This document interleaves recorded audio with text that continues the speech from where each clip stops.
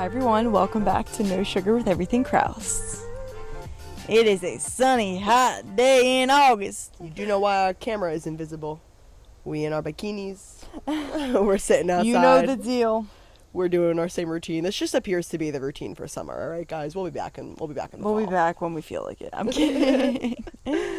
I'm kidding. Anyway, we're going to get right into today's episode. I honestly really like this episode. I think it's a great idea. Yeah.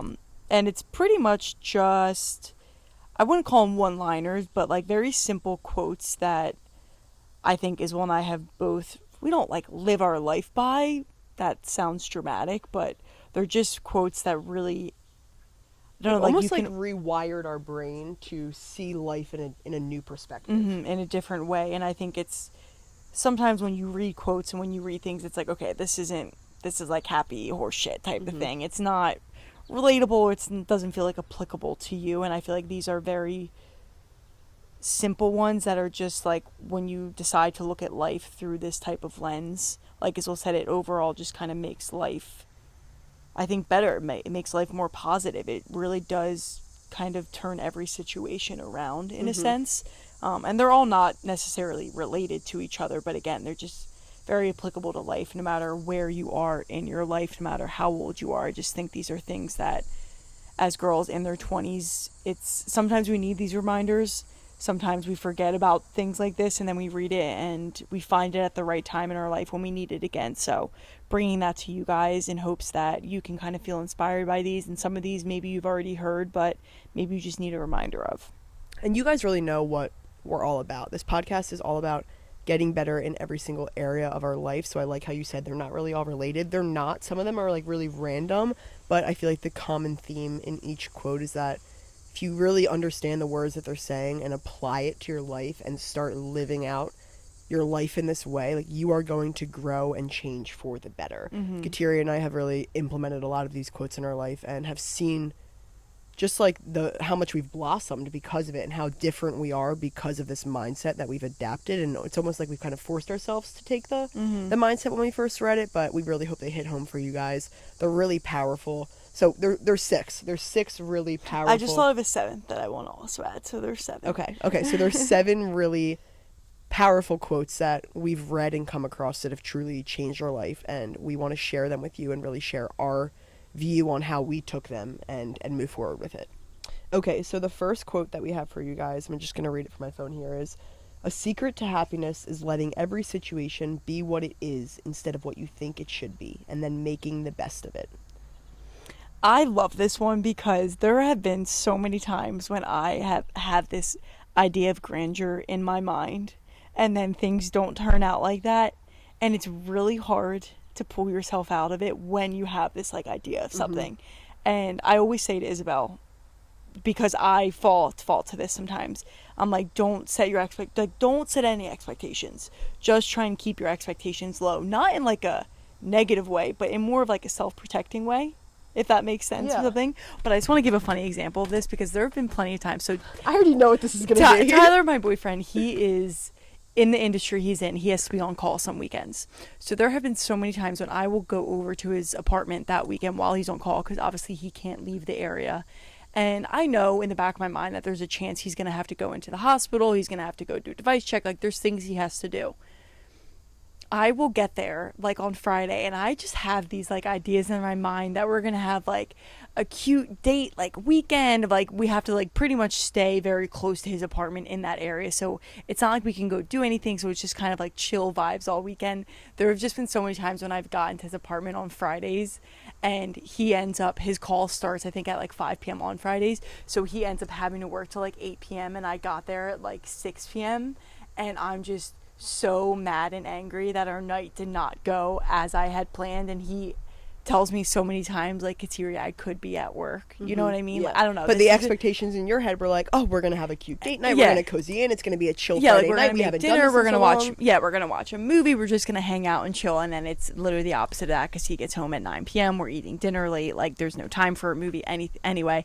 And it's very hard for me to get out of my mind, and it truly does take my happiness away from the moment instead of being like, and there have been times when I'm like, okay, I know that he could work late. There's a chance I'm going to be sitting in his apartment alone. I'll just work on this, or I'll do something, or I'll just sit and chill myself and watch TV.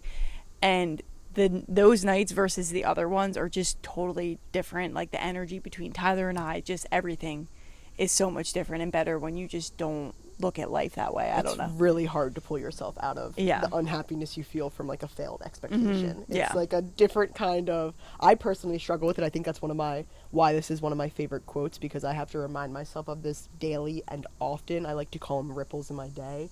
I like what you said there about it's not choosing like a negative perception. It's more so understanding that life has ripples. Life has unexpected things that occur within you. That is just the reality of life. And it's instead setting yourself up for success and understanding that, okay, anything could happen, that could change tonight, instead of believing in a set plan when the reality is that nothing is set in stone until it occurs. Yeah, exactly. Like, nothing is at 7 p.m. until 7 p.m. occurs and you're doing the action. So it's kind of just saving yourself from setting yourself up for failure. Exactly. And I also think when you go about it with this perspective too, when the ripples do happen, they don't affect you as much. You know what I mean? Like, it's like, okay, yes, life does happen. You know, there's curveballs every single day that happen, but they don't throw you off as much when you are able to kind of take this approach to it as well.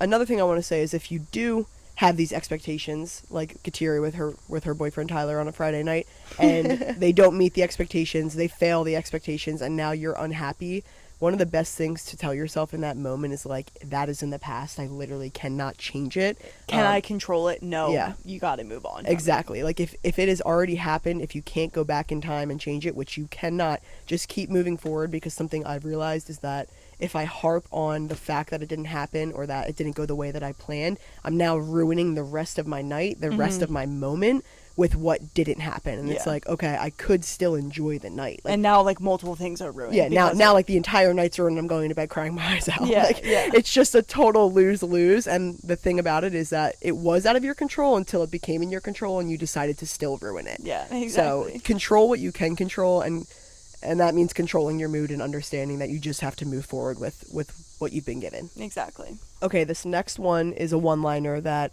I think Kateri and I have been hearing since we were quite literally little girls, and I'm honestly very grateful for it because it's probably what's inspired most of our lifestyle. But we've been hearing it from our aunt and from our mom, from our grandmom, our entire life. You are what you eat. And I think this one, I feel like people are like, you're not literally what you eat. And it's like, at the same time, You are.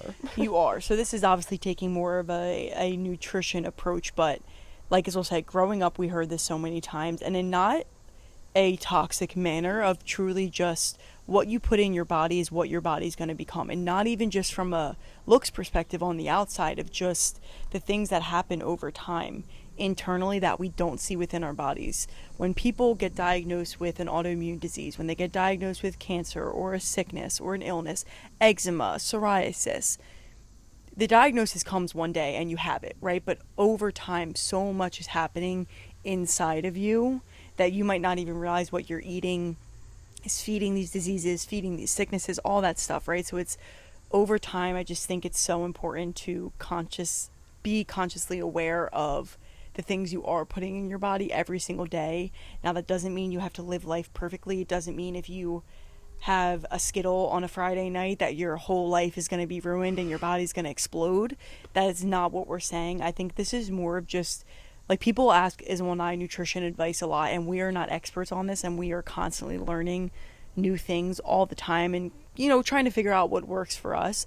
But I think this is just one of those things that you can kind of have like a blanket reminder to think about when you're living your life. And again, that doesn't mean you can't ever have anything quote unquote unhealthy, but it makes you be aware of what are you eating on the day-to-day basis that is shaping you, really. Like, if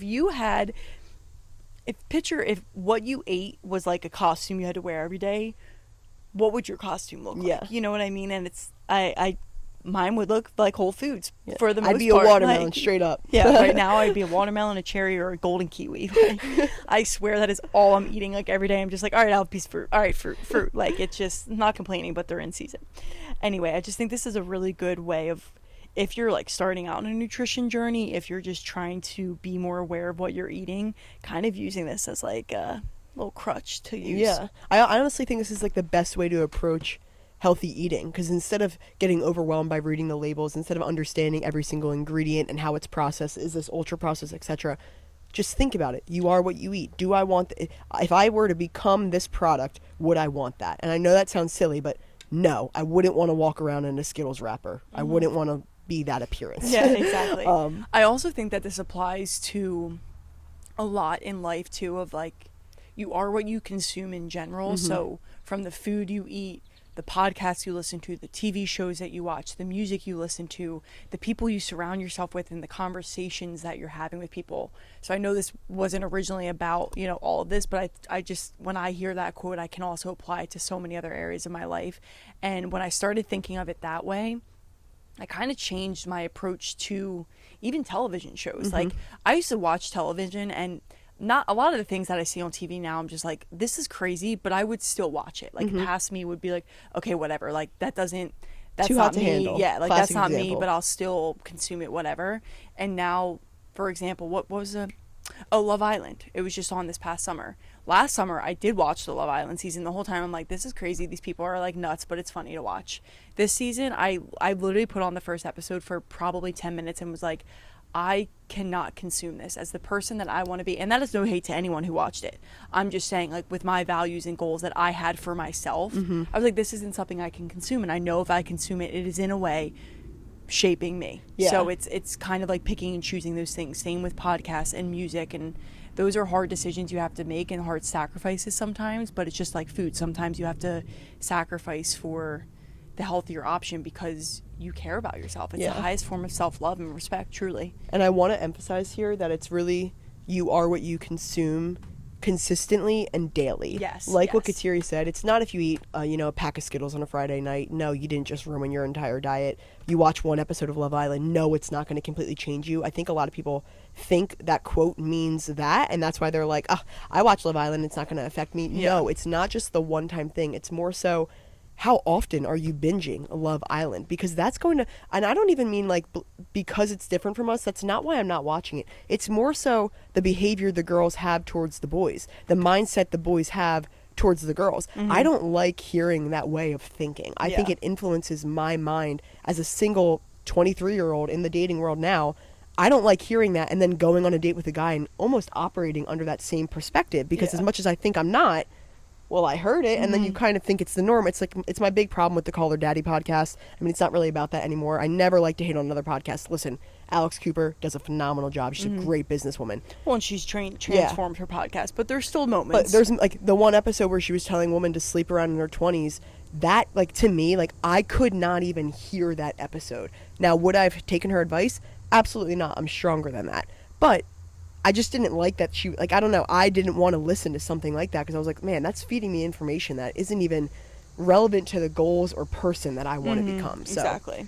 So it's just like an important thing, I think, to keep in mind. It's always in the back of my mind as I make decisions about, just day-to-day life and the things that I'm consuming. So specifically with food, of course, but I just think anything in general. Okay, this next quote is one that Isabel and I have been hearing for literally years from our father. This is like his number one favorite quote that he says all the time. It shaped us, honestly. Yeah, it really has.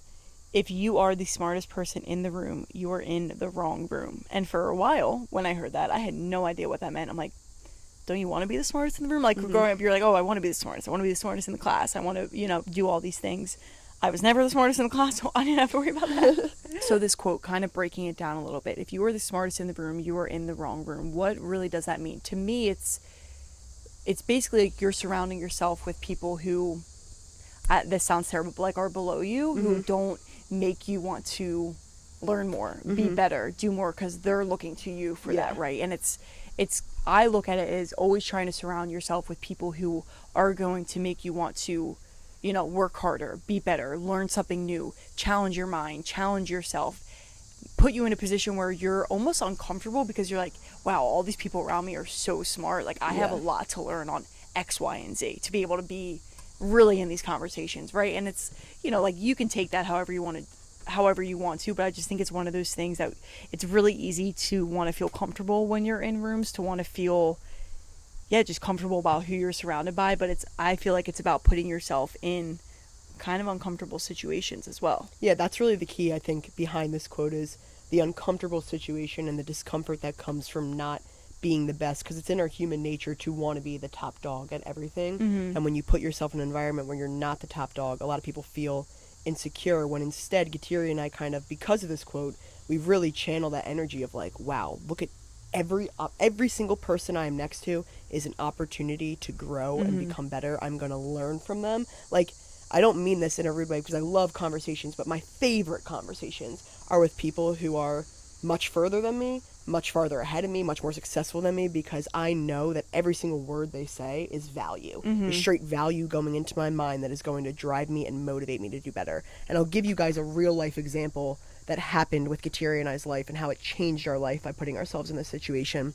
So this past September, so September of 2020, what's the year, 2025? September of 2024, we were invited, and I'm sure you guys, if you've been listening to this for a while, you saw it on our Instagram, but we were invited to go to an influencer retreat in Cape May, New Jersey, with about like 10 other influencers on the list. Now, when Gitiri and I got this invite, we immediately accepted. We were like, oh my God, this is so exciting. Let's go, our first influencer brand trip.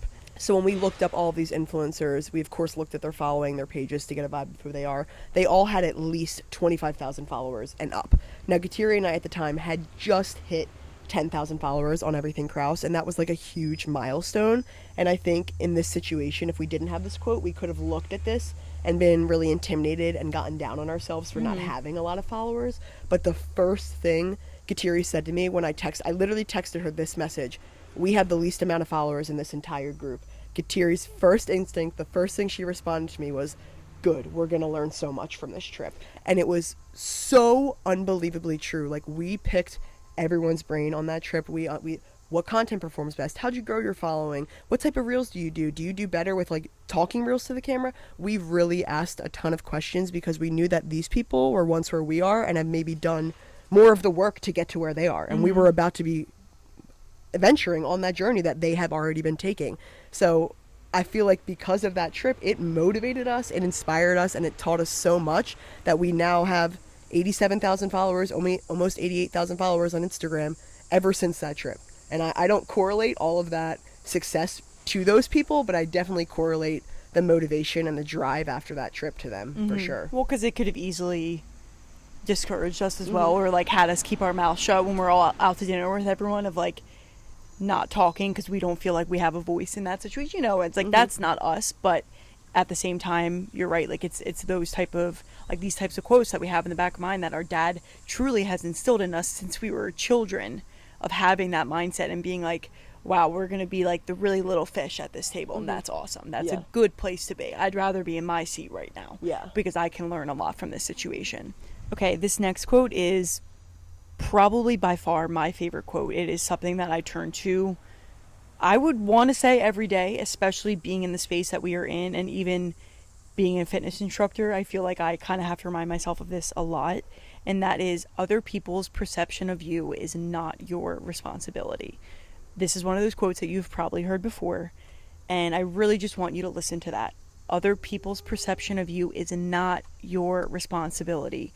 You cannot control what you can control. You can't control what other people think of you. You can't control what other people say about you. You can't control how other people perceive you. If you post something online and you're putting it out there with this really like happy-go-lucky, good intention, whatever it is that you're putting out, this content on the internet, someone might see it and think quite literally the opposite, because they are not there with you. They're not in your mind understanding. You know, that's just like one example. They don't know you. They don't know you. They're forming an opinion on you based on what they know about you in their mind. And if they're not a close friend of yours or not in your close circle, they probably don't know much about you and who you are to your core. So whatever their perception is, even if it's good, is probably not like hitting it in the target. Exactly. Even if it's a good perception, it's just like, it's not your responsibility. It's not your job to change someone else's mind about you too. I think, and I find this to be really common, mainly in people in their 20s, maybe like early 30s. This is a hard thing, especially in our world with social media, of this want to be friends with everyone, want to be liked by everyone, I kind of used to be that way. Not like necessarily want to be liked by everyone, but I just wanted people to like fit in everywhere Yeah. I went, right? Like I feel like when I graduated college and I started doing a lot of like deep self work, I lived in Naples alone. I had a lot of time alone, a lot of time to work on myself. This is one of those quotes that I really feel like took me to the next level and helped transform my mind, because it helped me let go of just like that expectation or that perception that I think people have of me, and like that want to be liked. Isabel and I wouldn't be where we are on social media if we were so worried about what everyone else thought of us. And it's hard sometimes when people comment on a reel and we're like, whoa, that is like not what we meant by this at all. Like, you took it the completely wrong way.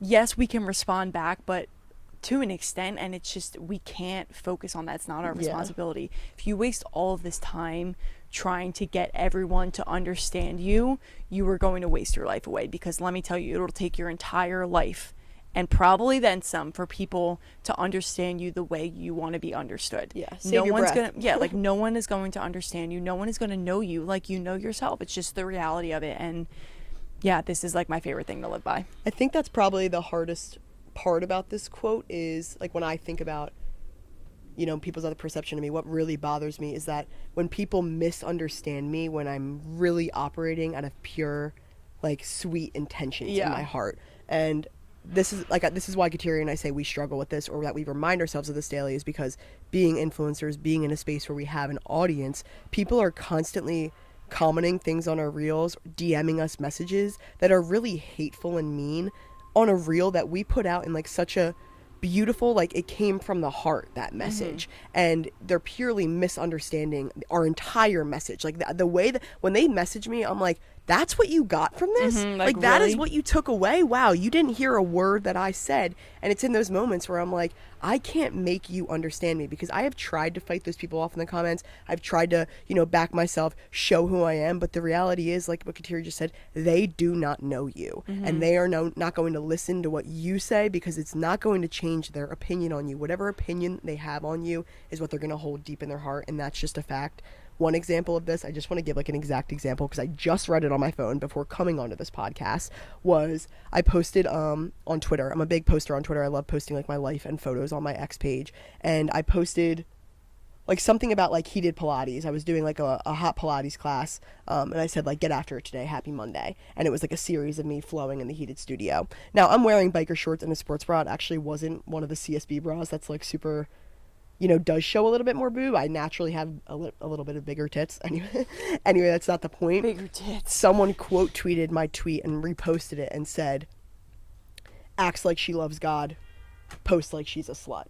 That's exactly what they said to me. And like reading that, it's really hard because I love my relationship with God. I'm actively seeking to be a really great disciple of Christ, not just for myself, but for other people to see and want to move closer to God. So the fact that he commented on my post and called me a slut and that I act like I'm close to God, it just hurts so much, because I said like, man, that's not me at all. That's not, if you guys know me, am I a slut? No, I am not a slut literally in the slightest. So I just thought it was like really crazy, because normally I would let that comment get to me, and I've gotten so many of them now that I sort of just, I reflect on it and say, okay, maybe I should wear a t-shirt to workout classes. Maybe that's not as modest as I think it is. But am I gonna let their perception that I'm a slut define me and make me a slut? No, because I know who I am to my core. I know I'm not a slut, so I'm gonna disregard that opinion immediately. Exactly. And it's like, it is so hard to read things like that. Even like me hearing it, I'm like getting angry and it gets mad me about so fired up. But it does. It's like you could spend the rest of your day marinating in that and holding on to what this random Joe Schmo said on a social media platform, or you can just literally move on with your day and not think about it. And I so often have to remind myself in situations like when I am feeling upset or angry about, you know, something that relates to this, I really just have to keep reminding myself. Like, I will say it 4 times in a row, their perception of you is not your responsibility. You have to move on. And by the 4th time, I'm like, yeah, like that's the truth. I can't control that, and whatever, and just move on from it, truly. Okay, this next quote honestly goes along the same lines of the last one that we just gave you, but is, again, very, very powerful. Confidence is not, I hope they like me. It's, I'll be okay if they don't. Love that. I love this one. It's so good. It really, and yes, it does kind of go hand in hand with the other one. again, really two powerful ones to just keep in your back pockets, both of them. And I think everything that we've talked about on this podcast in general about building confidence, showing up for yourself, doing the hard thing, building this confidence within yourself leads to things like this, right? And it's when people don't like you, when people don't want to be friends with you, when people say no to you, when your business idea gets declined by 20 investors, it's having the confidence to be like, gonna be okay because I know who I am, because I love who I am, because I am so sure within myself and I'm so sure in my life in general that I'm gonna be okay. Yeah, it's an unshakable belief in yourself. That's really what confidence is, an unshakable belief in yourself. Going back to the example I just gave you, I am unbelievably confident that I am not a slut. So I do not care. I don't want to hear that word one more time. Well, that's why I keep saying it, because I thought it was like the most vulgar insult ever. I've never been called a slut to Okay. But I feel like that quote is pretty self-explanatory, so we don't need to hammer home on it. But one thing I do want to add is that if you're finding yourself in that, I hope they like me, it means you're not secure in yourself, and there's still work to be done in falling in love with who you are and being firm in who you are, and being proud to be the person that you are, because you don't need to hope that anyone likes you. The right people are going to like you. The people who are aligned with you will like you. If you're hoping for it, you're seeking validation, you're seeking a perception that you approve of as well. And that's never going to happen, because there's always going to be people who get you wrong. That's just the truth of it. Okay, next quote. What you are is God's gift to you. What you become is your gift to God. This is single-handedly one of my favorite quotes in this entire world. Like, if you had to ask me what my favorite one is, it probably would be this, because it's kind of confusing. I don't know. Is it confusing to you? Yeah, let's break it down a little bit. Yeah. So what you are is God's gift to you. Basically, when I read that, my mind immediately goes to think everything in my being, how my mind works, how my discipline, my drive, my motivation, my intelligence, my compassion, all of those things, that is how God made me. He made me with all of those attributes. That's what I can thank him for. What I do with that drive and motivation, what I do with my discipline, what I do with this compassionate and thoughtful heart, that is my gift back to God. He's given me all these gifts, and it is my duty to use these gifts that he has given me to leave the world a better place, just as he intends us to. And that's why I love that quote so much, because it's inspired me to act on a lot of things in my life that I don't know if I would have acted on. For example, this podcast.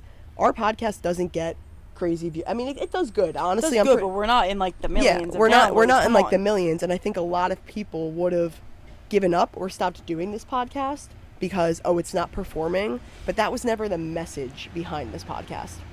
The message behind this podcast was to help you all grow and become a better person every single day. So if we're not seeing the numbers, I don't care, because we've gotten so many messages from you guys saying, your words really spoke to me, you really helped me out in this episode, thank you so much for sharing this. That is why we are doing it. That is us sharing our gift. God gave us this voice. God gave us this ability to articulate our thoughts and to inspire people. That's the whole purpose behind Everything Kraus. That is why we do it, to share the gift that God has given us with the world, so that we can all help you. It'd be a sin to keep these gifts to ourselves, because then we can't spread our mission. Exactly. And that's my favorite thing about this quote is, I think so often we think, and this is why I always tell people, like, go for your dreams, whatever you're passionate about, whatever you're good about. Yeah, like, make it a reality for yourself, because you're kind of doing a disservice to not only yourself, but to God, who gave you this skill. If you're an amazing singer, and not every singer is going to pursue singing, but if you're amazing at singing and you do nothing with it, I truly think, like, you're not giving your gift back to God in that way. Like, he gave you that gift for a reason. He gave Isabel and I this voice for a reason, this ability and this drive to articulate our words, to be able to talk, to feel comfortable to talk openly like this. Like, it is Isabel and I's favorite thing to do. It's why we started a podcast, because we couldn't get these words out on Instagram. We say that all the time, but we could not put all of what we're saying right now into an Instagram reel without giving like backstory, right? Like, we need to be able to do this, and I truly feel like God gave us this gift for a reason, and it would be doing him a disservice to not give it back to him. I also always like to share this quote with other people, because I have like a few friends who sometimes will like come to me and almost feel like they're in like the corporate world, which is totally fine, but they come to me in a way where they're like, I feel like I should be an influencer, or I feel like I should be starting a podcast, or all these things. And I'm like, what is your gift, right? Some of them are in finance. What Yeah, is maybe your you're gift? really, really good at finance. You That are can be your great. gift too. You are great with numbers. You are great with spreadsheets. That is a gift. I am not gifted with that. No. You are aiding your company. You are aiding your boss, making their life easier. Maybe you're inspiring your entire team to be better at numbers and better with the work that they do, to work harder. That is your gift. Everyone's gift looks different, and how they use their gift is also going to look different. The only people using their gift are not the influencers or the entrepreneurs. Your gift may be different, and it may be being used in a different way. So I just like to Exactly. say that, because that's what makes the world go around, is that how different we all are and how we all have our own unique value that adds a piece to the pie. All right, last quote. Everything in life can teach you a new lesson. You just have to be willing to learn. And again, Mic well, drop. listen, we picked these 7 because obviously these are like our top 7. Like, these are our favorite quotes. But again, this is just another one that this type of quote is like a quote that you have in your toolbox that you bring with you, because like Isabel said earlier in the podcast, life throws curveballs. Things happen. Shitty people come into your life. Bad things happen to good people. It is just the reality of life. Jesus never said life was going to be easy. He actually said it was going to be very hard. We see it in The Chosen. We see it with his apostles. Like, life is very hard. It was very hard back then. It's very hard now. There are things that happen that you're pretty bummed out they happen. There's tearing my ACL was a really, really annoying situation that happened to me. I could either sit there and be like, my life's over. I'm not going to teach again. I'm not going to ski again. I'm not going to do all these things. And let that define you. And let it define me. Or I can look at this and turn it around to, what am I learning from this experience? And I am still learning things. I'm over 4 months out for surgery, and I have not learned everything. There are still moments when I'm genuinely so mad to still be in this. I just want to be normal again. And I'm like, well, maybe normal was never actually where I was supposed to be. And that is one of the lessons I am learning. But it's like, this can be applied to really anything that happens in life. And I just think how you choose to see these experiences that happen, whether they're good or bad, and what you choose to learn from them is kind of the make or break, I think, in life, like, as a whole. I truly do. I think this is one of those quotes that, like, just embodying this perspective makes life better. Like, life would suck if every trial and tribulation that came my way, if I looked at it and didn't see the purpose behind it, or didn't look at it as a lesson. How the hell would I deal with that? How would I feel good about that hardship in my life? How would I move through it? I would be a victim throughout the entire thing, and it would probably dwell on me, like, for the rest of my life. It's like a blessing to look at it as a lesson, because then you have, like, some type of hope in the tribulation. You have hope that something is coming of light. Something is going to come from this that is going to better me and help me grow. And newsflash, it'll always better you. It'll always help you grow. That's why God is giving you the obstacle. He doesn't give you the obstacle to set you back. He gives you the obstacle to build you into who you are meant to be. Exactly. Like, I posted this on Sculpted with Kateri. I asked God for flowers, and he gave me rain regarding my ACL injury. And it's like, I was continuously praying to God of kind of helping me steer the ship a little bit, like, guide me, help me get to where I'm supposed to be in my role right now, help me become a stronger person, help me get through adversity. I always said, like, I feel like I haven't faced a lot of adversity, a lot of hardships, a lot of things that made me push through and become stronger. Even when I look back at it, I'm like, okay, wow, I've grown a lot. But I got to think about, like, that day to day, like, those beginning couple weeks, I was genuinely, I was a different person. I was upset. I was moody. I was okay with it sometimes. I was mad about it sometimes. Like, I was all over the place. I was a roller coaster of emotions, right?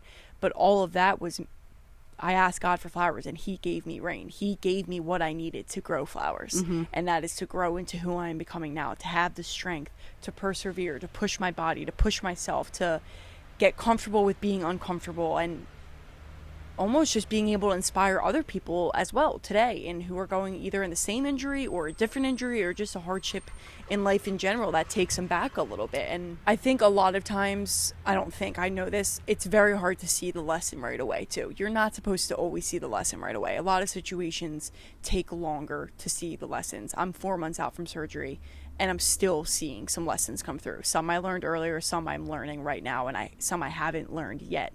And I just think that's the part where your strength has to come through, and also your ability to keep your mind open to seeing those lessons as well, and being able to learn them. Because if you get so hard-shelled and so closed-minded that you're not willing to see the lessons, you will stay in that negative space. And I just think when you stay in that negative space too, you're attracting that type of circumstance all the time. And even if the circumstance could be a positive one, because you're on like the dark mode, because you're on like the glass half empty side, you constantly see every situation like that. So instead of viewing the good parts of it, you see it from the bad perspective. And I think a lot of situations could be viewed as good or bad depending on how you look at it. And I never want to be on the side that only sees the bad, that's for sure. I never want to be there. I never want to stay there. I never even want to see it. It's hard for me to get there. That's like really kind of the opposite of who I am as a person to my core. I think I've always been a little bit of optimistic, but as I get older and with quotes like this and just things that I've learned through lessons I've gone through, that has shaped me to be like, I can't even imagine being on the other side of it. Well, I think that's why we kind of wanted to include this quote, because like what you said, sometimes it takes longer to understand that this is a blessing in disguise, right? I want to change the narrative around that. I want something to happen to you, and I want the first thing you say is, this is a blessing. Yeah. Because there's been so many times where I've gone through emotional battlefields, and then I'll get to the lesson and understand why it happened and feel such immense joy. And like, I look back and I'm like, wow, I went through that emotional roller coaster for what? I could have concluded this from the start if I just had faith. I know. And ever since I kind of like realized that, I've started implementing this. This is a blessing in disguise. This is God's rejections, my protection.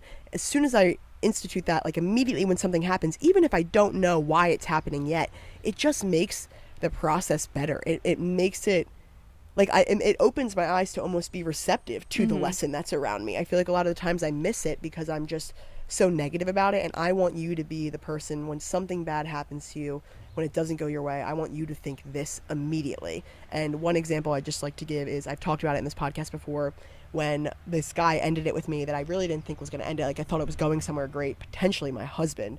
And immediately, this was like the first day it happened, I was sobbing to Kateri all morning. And then later that day in the kitchen, I was just like, you know what? No, I'm not going to go through my week feeling sick to my stomach, not eating because I'm heartbroken over a boy. He was removed from my life for a reason. This is not God's plan for me. He was here to teach me something. I don't know what the hell is going to come of this yet. I don't know why he was here.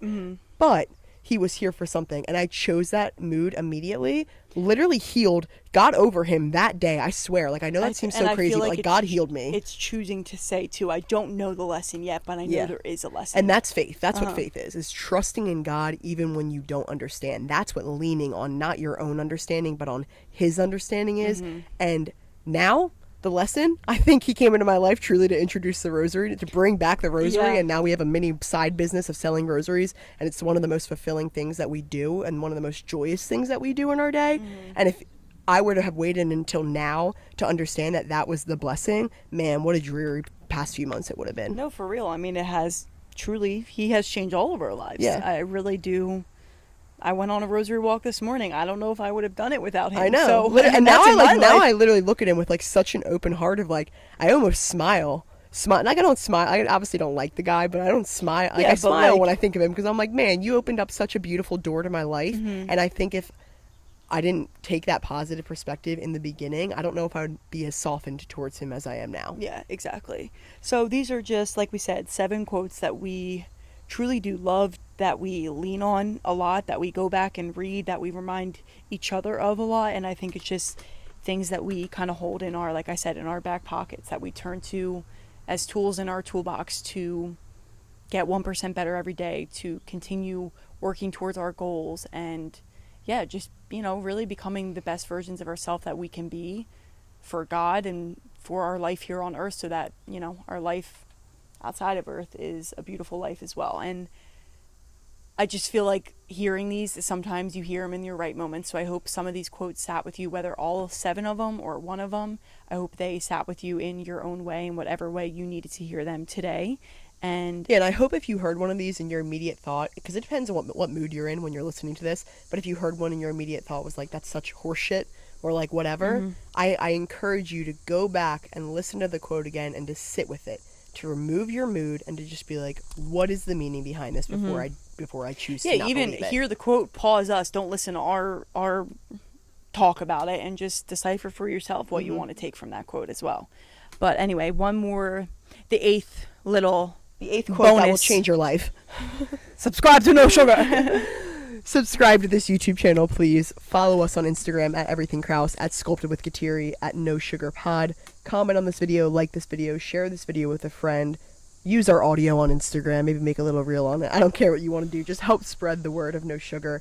As we said, the mission behind this podcast is to really better you and make you, to place you in an environment where you're constantly growing and bettering yourself, because that's what life's about. So we're so happy and grateful to have you here in this community. Let's help it grow bigger. And if you listen to the podcast and you feel inclined to share it to your Instagram stories, make sure you tag at No Sugar Pod, at Everything Kraus, both of them, so we can re-add to both. Thank you. Yeah, and you can also make it aesthetic. You're on a walk, put our little No Sugar in the corner. Yeah, like you can make Instagram It doesn't stories just need to be like a such vibe. simple, Yeah, like simple- darken that screen, turn that exposure Yeah. down. Come on, get those trees in the suburbs or the beach at the beach. Come on. Anyway, thank you guys so much for listening today. As always, we truly do appreciate each and every single one of you and have so much love for all of you guys, really, from the bottom of our hearts. So we hope you have a beautiful rest of your day, an amazing rest of your week, and we will see you next time.